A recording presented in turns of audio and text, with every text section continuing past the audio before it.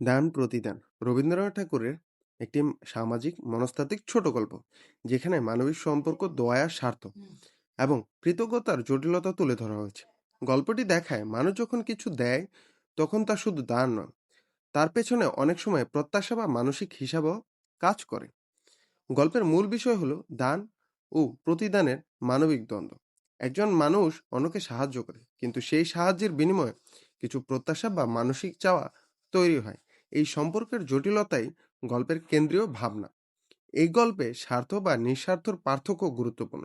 সত্যিকারের দান হলো নিঃস্বার্থ, কিন্তু বাস্তব জীবনে অনেক সময় দানের সঙ্গে প্রত্যাশা জড়িয়ে যায়, যা সম্পর্কে জটিল করে তোলে।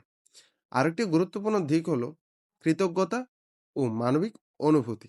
যিনি সাহায্য পান তার মধ্যে কৃতজ্ঞতা থাকে, স্বাভাবিক, কিন্তু সেই কৃতজ্ঞতা প্রকাশের ধরনও সম্পর্কে প্রভাবিত করে।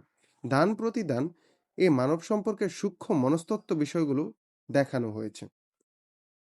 ছোট একটি ঘটনা বা সাহায্যে মানুষের মনে বড় প্রভাব ফেলতে পারে।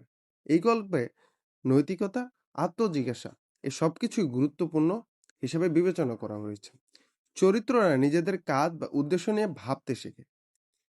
সংক্ষেপে, দান ও প্রতিদান ছোট গল্পে রবীন্দ্রনাথ ঠাকুর দেখিয়েছেন যে মানবিক সম্পর্ক শুধু সাহায্যের উপরে নয়, বরং তার পেছনে অনুভূতি, প্রত্যাশা, কৃতজ্ঞতার উপর নির্ভর করে।